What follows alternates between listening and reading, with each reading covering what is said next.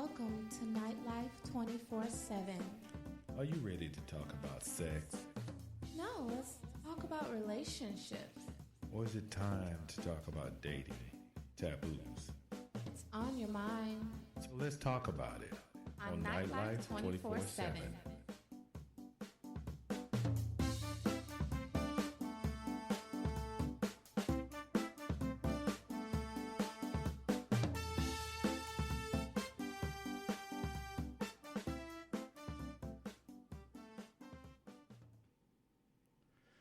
Hello, everyone, and welcome back to Nightlife 24/7. As always, I'm your boy Mac, and today she is back with me. I know you guys have been drooling. You've been sitting there whispering in my ear.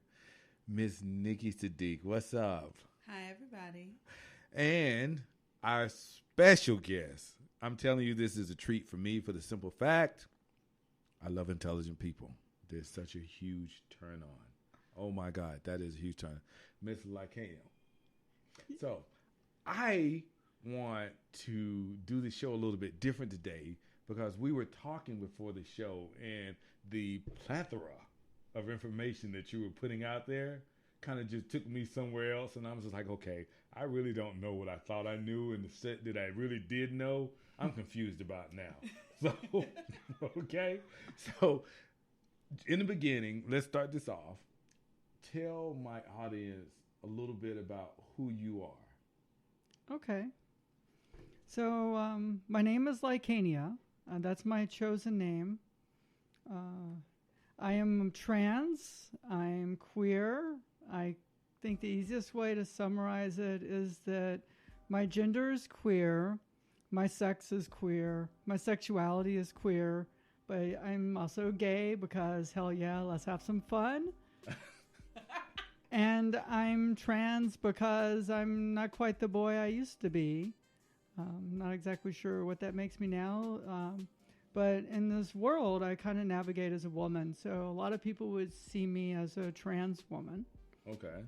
But I do want to say right off the bat, I'm not like most trans women in how I view myself or my body or my relationship with society. So please don't take anything I say to be like representative of the whole.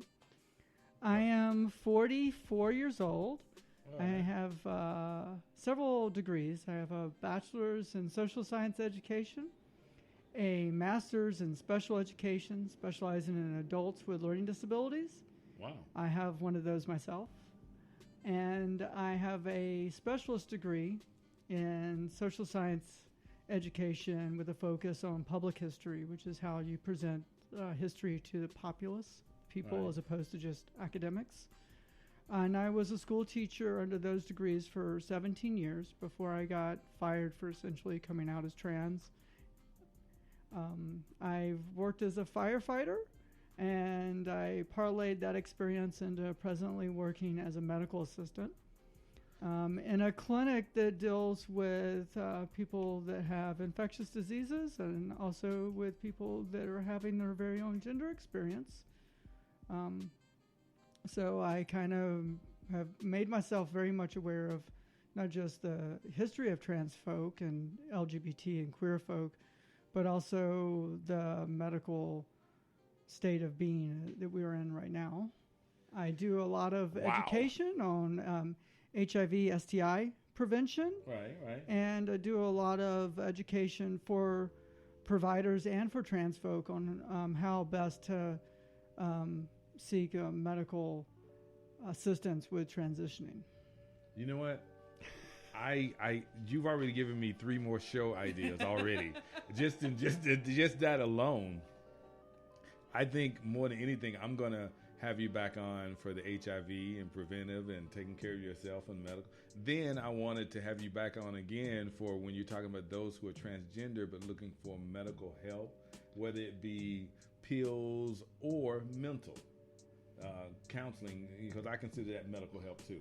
All right, so for me, and then the third mental health care is very important for all people. Yeah, I want to have you on again, just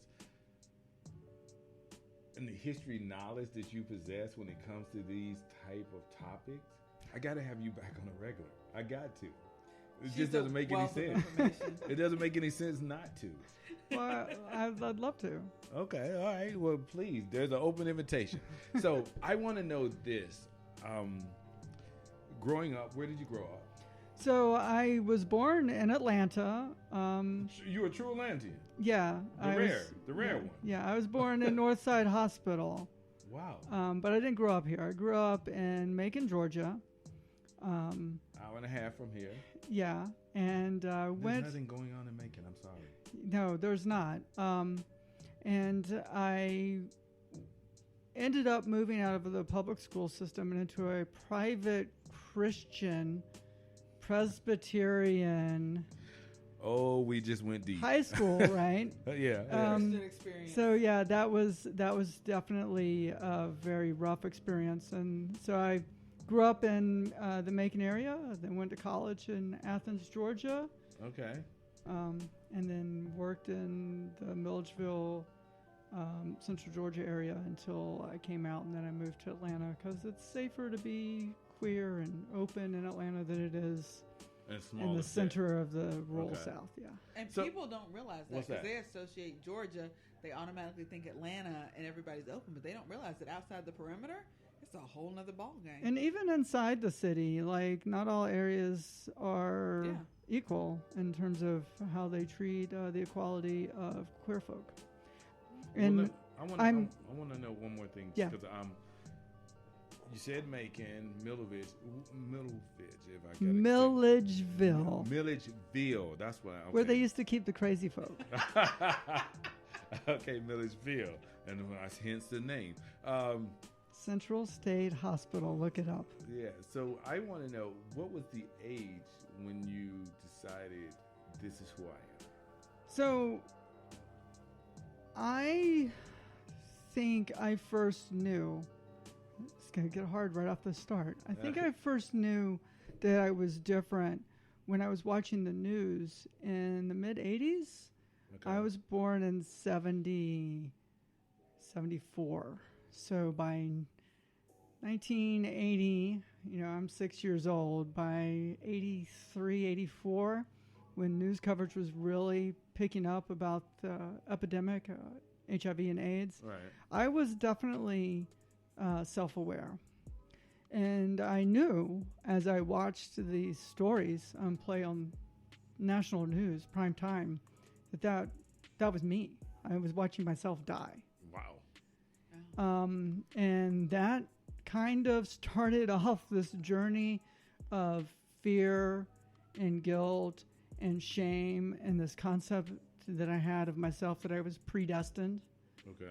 Oh, wow. to have the horrible existence. And I carried that with me a long time. By the time I got into high school, I was going to this Christian high school that just kind of did conversion therapy for everybody, just in case one of you Okay. might Really? be gay, so let's just convert all of you. So we had to, every day we went to Bible class, and at least once a year in Bible class, we went through this section that was on how homosexuality was a sin and homosexuals were going to go to hell, and we had to pledge ourselves to a straight life. So then that just compiled to this already festering self-concept of, well, queer people are diseased and we're sinners, and just dogpiling on the guilt, the fear, and the shame. Right. That's horrible. And I think the first guy I ever came onto dropped me as a friend immediately. I got queer bashed in my middle school bathroom. Got the shit beat out of me. I stood back up. They beat me down again. I stood back up. They beat me down again. I think the third or the fourth time I decided maybe I am better off just staying down. And then that was public school. That beating is what moved me into the private school, which Wow. resulted in all this dog piling on of the fear and the shame and the guilt. My senior year of high school, I got my parents to move me from that private school to another one that was more liberal arts focused, Right. under the excuse that that's where all my friends were, all 4 friends. Wow. You said 4 friends. You didn't. I was waiting to say, okay, all my friends. You're like 4 Yeah. friends. Yeah, all 4 of them. Wow. Wow. Who were all geeks. Like, they were all band geeks. And so I went to school to be with them.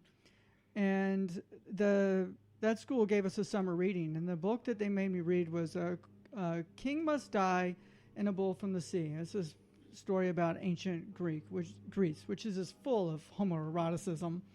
So, yeah, that helped. Yeah. Right, but in the middle of the story, like, the king turns to his son and says, like, hey, what's up? Why don't you have a girlfriend? I mean, if you want a boyfriend, that would be okay. And that was kind of like the moment where I just was like, yeah, if I want to have a boyfriend, that would be okay. And I really started the process of coming out. What's the name of that book again? It was the Bull from the Sea and The King Must Die. I think the first one is The King Must Die, and the second one is A Bull from the Sea. And it's written by Mary Renault. It's a great story. I love it. It's my favorite book of all time. Maybe some good stories for someone who, or teens who are. Yeah, I mean, But anything that's going to help them feel more confident about themselves, and especially their life or what's going on. and the magical thing about it, it wasn't a book about that. It was this one line in this book that spoke to me. Just one line. The rest of the book had nothing to do with anything other than the fact it was Greek and inherently homoerotic. But no, it didn't really have anything to do with that. It was just that one line spoke to me. And so I attempted to come out as bisexual. And at the same time, I met a person who would become my ex-wife. Can I ask you, who did you yeah. attempt to come out with this first I came time? out to all 4 of my friends. Are they still your friends today? Two of them are, yeah. Hey, that's not bad. I mean, the other ones just grew apart. I haven't Gotcha. hadn't abandoned me as a friend. They just have gone on with their lives. Going in a different direction. But I came out to the woman that would become my ex-wife, and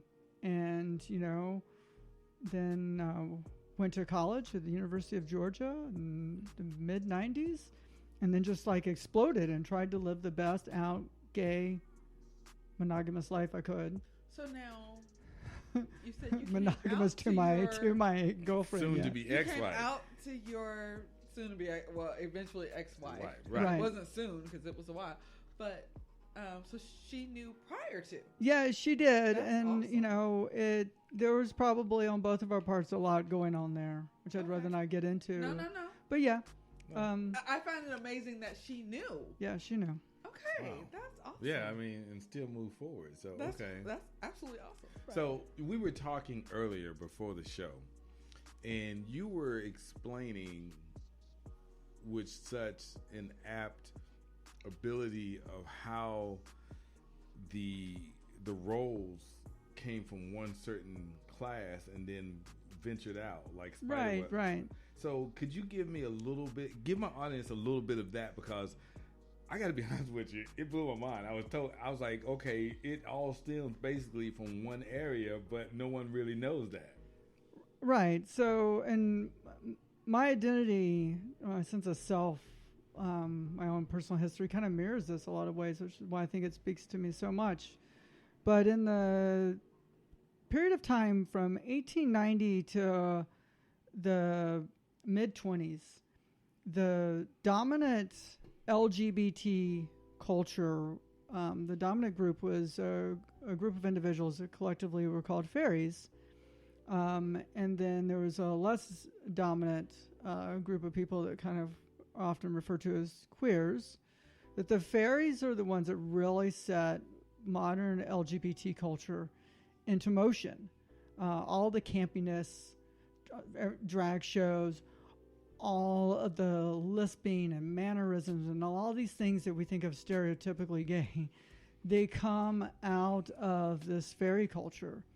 And the society, particularly by the 1910s, 1920s, society was treating them as if they were a third sex. Okay. And so if you were what today we would refer to as gay male, but you were femme, then you would fall into this fairy category. If you were, today we would refer to as butch gay male, right? Mm-hmm. Masculine, you were referred to as normal. And as long as you were having sex with femmes, you were normal. Oh, wow. And you were treated by society the same as what we would refer to today as a straight person. You were normal, right? The fairies were all seen as like this third sex, and it was all about their gender and not their sexual behavior. So they were taking on a feminine role, so that made them not men, but maybe society wasn't ready to see them as female. And some of those people obviously weren't seeing themselves as female because their life being femme basically just meant they were the catcher, right? Okay. They were So having they were the receptive bottoms. sex, and that made you femme. So if you were a Right. bottom, you were femme. Right. So within this fairy category, you kind of had the spectrum of cross-dressers, drag queens, transvestite, all the way over to basically you're just a bottom boy. Okay. But all of them were collectively seen as film. And over time, the culture kind of started to really build sexual identity around sexuality and the behavior and not around expression of gender. And so the group of people that were really bending gender rules kind of went down a trans path. Okay. And the people that were breaking sexual norms went down the gay path. Okay. But there was a moment in time where they kind of both coexisted, and that's how it feels to me. So same trunk for a little while and branches off. Right. So for me, it's very difficult to separate my gay maleness from my trans feminineness. I don't know where that line is. I never saw it. I never meant to cross it. It just kind of happened. And so that time period where those two things kind of coexisted, it speaks out a lot to me. And then as a historian, of course, I discover these things because I love history and just like read Something about we that. I was haven't like, oh covered. yeah, that's do me not right there. do not say we don't give you education on this show. You just got educated. Don't say you don't get no education on this show. I know we're not on the EU/E/U network, but you just got some education. All right, as they say in my culture, you've been educated. All right. Now, the fact that when we were speaking earlier, you told me your social norm or your social identity Right. is a female. Right. So But that changes and fluxes as I was listening to you state and based on the situation or how you feel at that moment, right? right. So yeah. Let me get to that part of the story. Okay. All right. So, but I'll keep that. That's where I'm going. Okay. Okay. So I went to college and I just kind of exploded in my gayness and my presentation as a gay male and exploring that. But because I was in this relationship, I was really kind of not exploring necessarily my sexual side of things. But I was exploring the culture. And when I graduated from the School of Education, I kind of dawned on me that I can't do this and be a school teacher in Georgia. And so I kind of quietly went back into the closet. Okay. And then that's where my life just went to shit. So after many years of that, so I kind of shut that closet door on myself around 2001. And I didn't really come to terms with my full identity until 2014, 15. So it was like 13 years of hell. Right. During that period of time, I attempted to kill myself 3 times. Wow. My method of trying to off myself was basically I was trying to fulfill that destiny. So I kind of stopped worrying about safer sex. Right. And a couple of times I intentionally went with the idea that I'm going to do this thing and then I'm going to get sick and then I'm going to get put in the hospital and then the illness will come out for me and then I will die and won't have to deal with the consequences. Okay. Yeah, dark. Yeah, most definitely. So while my mind is spiraling into this depression and this anxiety and this period of just kind of being the Walking Dead, to the point at which my own family was like, why do we even invite them to Christmas? They sit in the corner and they don't talk to anybody and they just get angry. So it kind of ostracized myself from everything. At the same time, trying to be there for my child, trying to be there for my soon-to-be ex, but not really there for myself. Then I watched all these stories about these children Right. getting tormented in the school system for being gay or being trans, to the point at which this one kid tried to kill himself because he just couldn't deal with the fact that his classmates were attacking him for having a My Little Pony lunchbox. And he attempted to kill himself. My kid's a brony, so I take that kind of. And he Wow. didn't succeed. And so the rest of his life and his family life, they have to deal with the consequence of that. And I was like, fuck it, man. I can't be in the classroom watching this stuff play out in front of me and not say something about it. Okay. And so I really started to try and take a progressively more and more of a stand, which may put me in a more and more of a public position as being like at So least you became more pro of a social advocate. pro LGBT, right? Okay. And at the same time, I'm still not out to myself or really the world, but I am trying to at least defend my own people. Okay. My wife asked for a divorce. I had someone I was seeing on the side because things with my wife had gotten extremely cool. Things with them were done. Mm-hmm. So my girlfriend was done with me. My wife was done with me. And I had been done with myself for quite a while. I had been in Ohio visiting my girlfriend that basically was over. I was driving home, and I was just like, all right, well, that's it. There's nothing. There's no point. Wow, because I'm And- listening to you, and I'm even starting to get sad. I pulled over into a rest area to let my car, which was having a coolant malfunction at the time, cool off, which is weird because it was like 0 degrees, but my car was overheating. And so I pulled over into the rest stop and was just surfing on my phone, and I ran into the story about a trans kid, Leela Ellicorn, who had stepped out in front of a dump truck Wow. and had committed suicide because her family wouldn't accept her.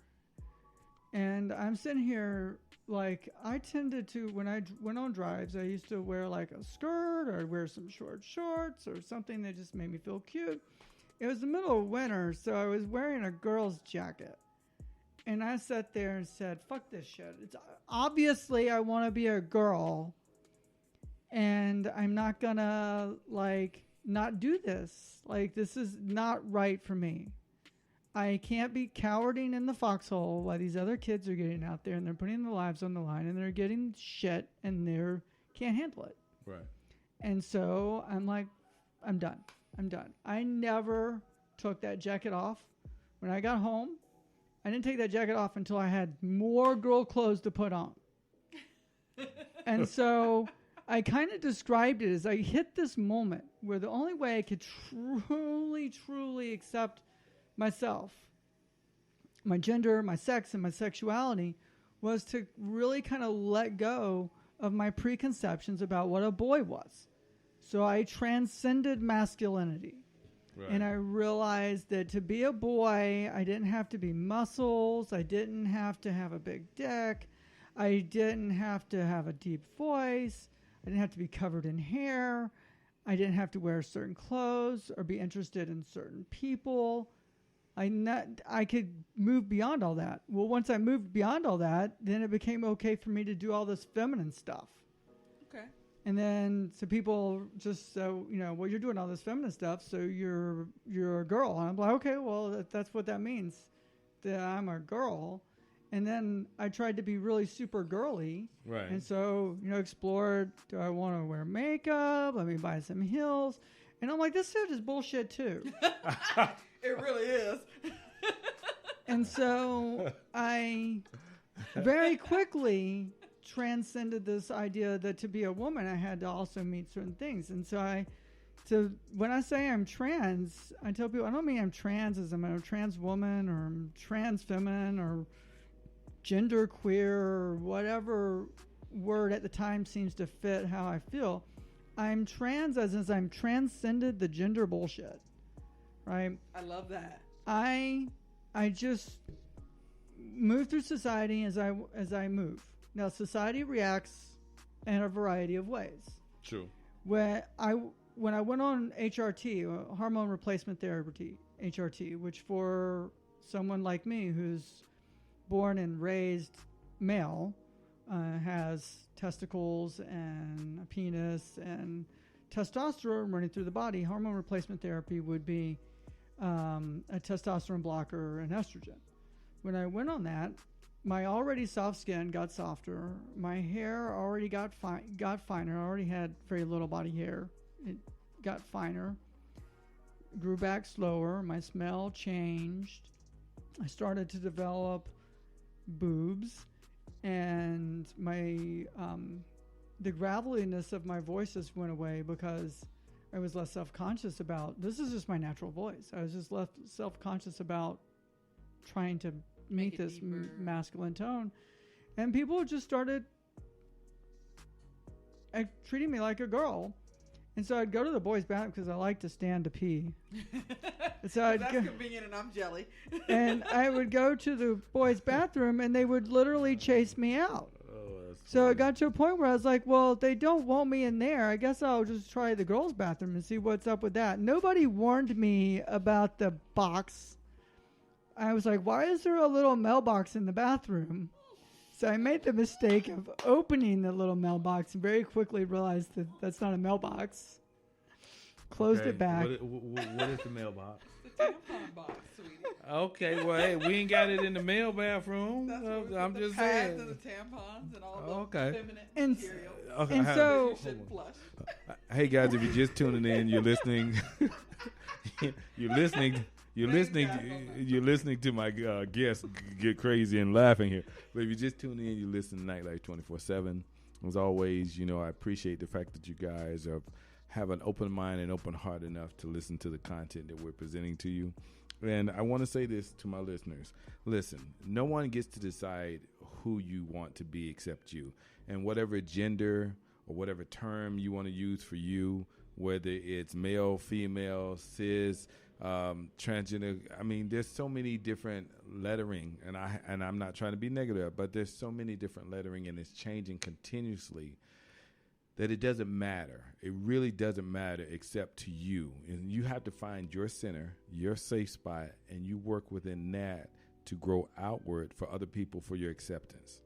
Now, with that being said, we're going to get back to our guests here because they're just having a ball over here, and I'm just sitting here in total awe, just like my mouth is wide open and some of the things that being said. But I appreciate the openness and honesty that we're getting here today, and I hope that somewhere this message reaches someone to inspire them to be a little bit stronger and confident in who they are and who they want to be, so they can live in an environment that someday will be completely safe for everyone.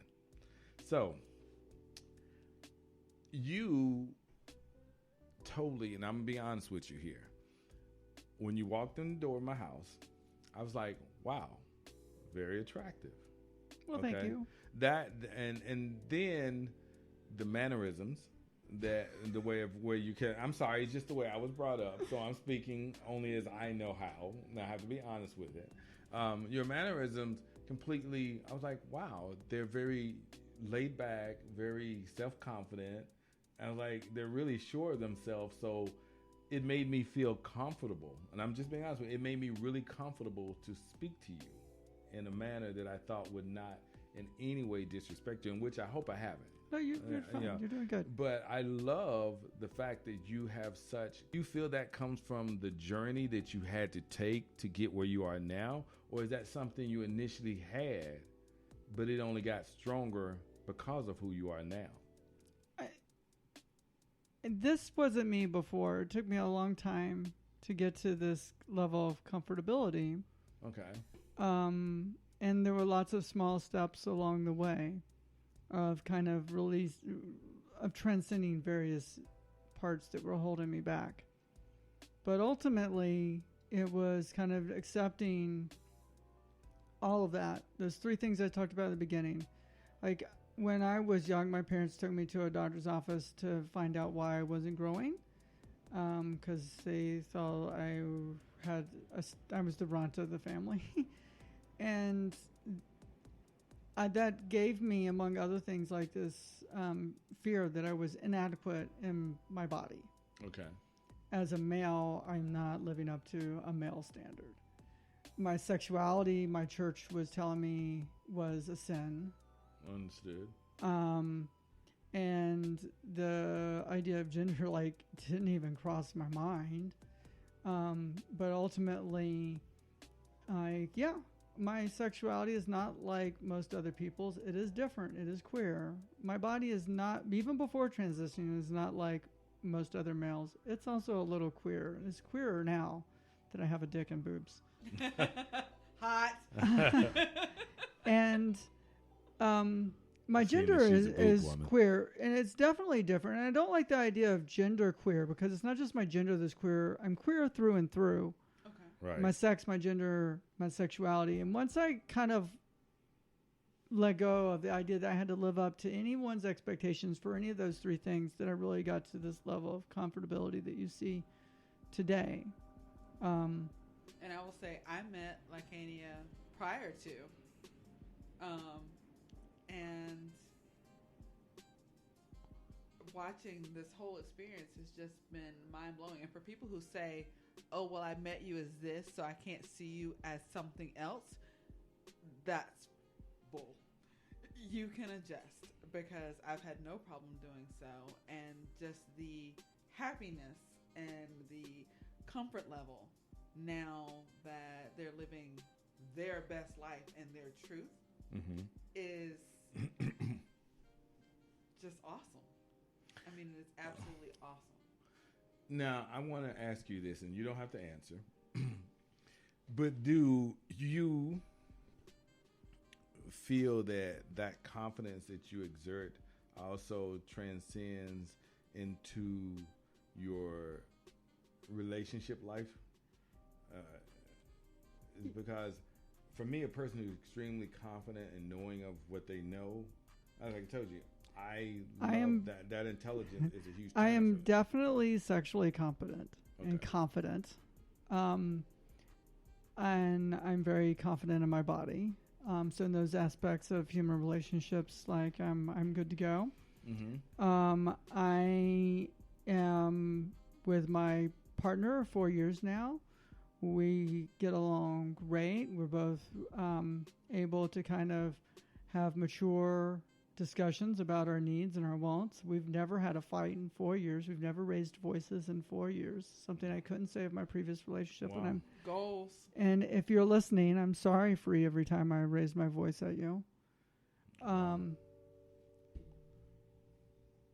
Yeah, so I am definitely more confident in many areas of human interaction, in terms of very intimate.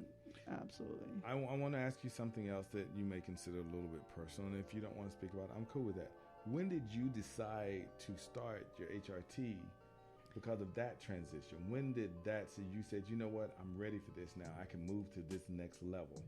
All right, so transition is a term that people use to describe that period of time in which you kind of decide that you don't want to be this thing and that you're going to move to being this other thing, or at least you don't want to live your life as if you're this thing. You want to move to the truth that you have always been this other thing, right? My transition was 14 hours. I got into that car and I was a very sad boy. Okay. And I came out of that car a very happy girl. And that's it. I was done. Now, I had a lot of questions. It took me, like, I was like a rocket. Like, so, and I don't advise this. And I if I could do it now, would have slowed some things down. I did some things too fast and it ended up biting me in the butt, and it's part of why I lost my job. Okay. But I was like a rocket, uncontrollable, right? And so it was very quickly like deciding that, yes, I'm going to live every day as this. And then like, so what does that mean? And it was, very quick. It was like, oh, there's this HRT. Well, and look at pictures, and I'd be like, well, that could never be me because I'm 44 and these girls are all really young. Okay. And then I saw a 40-year-old who had transitioned. I'm like, oh, okay, maybe. And then I saw another 40-year-old who had transitioned, and I was like, okay. We can maybe do this, but do I want to do this? What's this going to mean? So I started reading about it all within a month. And I was like, one thing more than anything else kept coming to mind when I would read this. I would read these descriptions of people who have gone on HRT, and they were talking about, I felt like I was finally at peace. I was at one. Right. I was okay. Like all these little, this core idea of being at one with oneself or at peace. I was like, I have never felt that.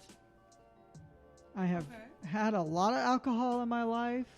I smoked a lot of stuff. I had never felt at one. I had never envisioned an old age. Right? I never saw a future. And I was like, maybe. So I kind of really became driven to see if this was something I could do for the mental health aspects of it. And I thought having boobs would be super cute. It is. I just want to let you know this. I'm going to let you know this. Every guy thinks about that. I'm telling you, even straight guys, we thought about what it'd be like to have our own boob. We could play with them and still be a guy. I go to sleep. I go to sleep you. holding at least one of them every night. Wow. So I got out of that car. It was New Year's Eve. I had made a decision that I definitely wanted to go on HRT by the end of January. Okay. And I was on HRT by March 9th. Wow. Okay. Yeah, you didn't waste any time. Seriously. Right. So I did. I did. Or the average. Well, there's no normal. There's no normal. There's no. What I advocate is that you plan for not just how you're going to get to HRT, but how things are going to play out afterwards, because you got to worry about family and jobs and all this other stuff, and you just need to be strategic about it. And I wasn't very strategic about it. Maybe it would have made more sense to put off starting until the start of the next school year. And then I could have gotten through the first portion of that transition that nobody can see, right, through maybe part of that school year. And by the end of the school year, I would already be lining up my new job where I was going to move to as a woman, right, or a plan for how I was going to transition out of all of my life. Because that's the thing. You transition on the job, there is a huge risk that you're going to lose that job. It doesn't matter how supportive those people are. There's going to be a push to move you out just because of the social pressure. I've just been And saying then then you add on top of that there may be some political pressure within that company to move you out, and then on top of that, just they don't want to have a trans person around. So that's a lot to survive. Some trans people transition on the job, and everything's great. A lot of us transition and lose our careers, not just our job, but lose our career. So even if you think it might be okay, you really need to think long. So if I had thought it out, I would have tried to transition in a way that I would leave one job a male and start a new job a female. Wow, and then never transition on the job. I didn't do that. So by more thought out, more detailed, more planned. And I get that. And then, of course, I was like a rocket ship, so I was just doing everything. I was all over Facebook, blah, blah, blah, this is great, blah, blah, blah, blah, blah, blah, not realizing maybe somebody could see it. And so by the end of the school year, so that May, there was already rumors going around. Okay. But yeah, so it was the mental health aspects that really pushed me into HRT. And I have ever since I've been on HRT, things have been great, but not everything about HRT is hunky-dory because your dick doesn't work the same on HRT as it does not on HRT. And I like my penis. And I like I like to have sex, and as much as I like being a bottom, I also like being a top. And it's difficult now because HRT and penises are not really good friends. Like estrogen and penises do not get along. Okay, I'm like going to say water. this now. I have questions, but we're going to have to leave that for the next show. Hey guys, we're down to the last 5 minutes of the show. I have to be honest with you. Lykania and Nikki have, wow, they've opened up so many more doors and windows. They just don't know. And so we're going to have to actually, come back to those open doors and those open windows and see about getting some answers on certain things. Now, your life is your life. Your decision on how you want to live it is your decision. But as Lykania has pointed out, if you haven't really truly thought this out, there may be consequences. There may be consequences with your spouse, your friends, your loved ones, your job. And you need to make sure that those people in those areas more than just support you. Because I can honestly tell you, you can support anybody, but support changes over time. Or when situation changes, you need someone that's going to be your backbone. And that's what you're looking for, is that person or persons who will be your strength, your center, sometimes when you feel at your weakest, when you're being vulnerable and letting other people in. Okay? The one other thing I want to say to you is this. There are many things in this world that you can change. But that change only starts within yourself. So please, from the bottom of my heart, I'm asking you, know who you are and be confident in who you are. All right? The other thing I want to say is I want to thank Ms. Lykania and ask you, which you've already accepted, to come back and do a couple more shows, because you have just, oh my God, you've given me more and more to look into, investigate, talk about, educate people on. Your knowledge is, oh my God, it's almost endless. It truly is. And you need to understand on this show, as I've said many, many times before, we're not your doctor. We're not your therapist. We're not your psychologist. Okay? We're giving you our life experiences, and we're hoping that based on what we're telling you, you find something in there that will help you to stand your ground or help you be able to be more educated on that which you want to do, whether it's sex, transgender, being pansexual, bisexual, polyamory, monogamy. I don't care. I'm just hoping that the information that we're putting out is coming to you in a positive way, that you can get something from it to move forward, which makes you a lot better as a person, have a stronger relationship, and be more confident in who you are. Now, the world, you can't control it. And there are going to be those who stand with you, and then there are going to be those who stand behind you. And at the same time, while they're patting you on the back, they're pulling out the knife out of the sheath to stab you. Okay? And you need to understand that. Everything is not as pretty as we would like for it to be.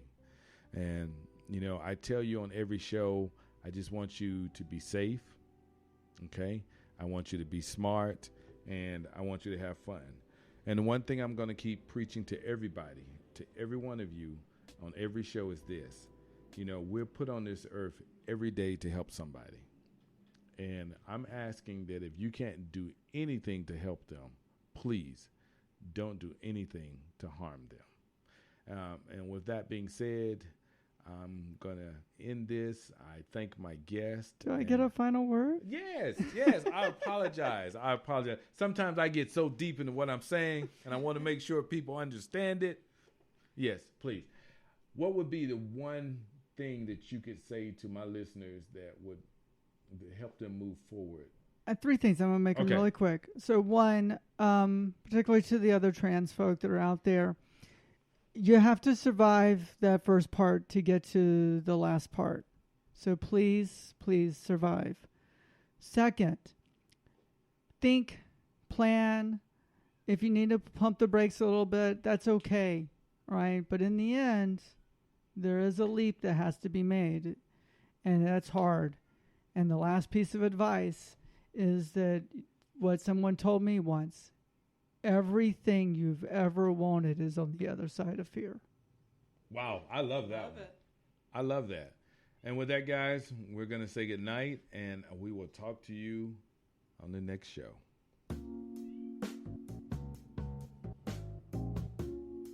We at Nightlife 24/7 appreciate you, our listener, who has an open mind and heart and are able to listen, learn, and discuss those issues that affect you and your partner. By discussing these issues, we hope to keep the lines of communication open to help inform you, our listener, and our community. It's on your mind, so let's talk about it on Nightlife 24/7.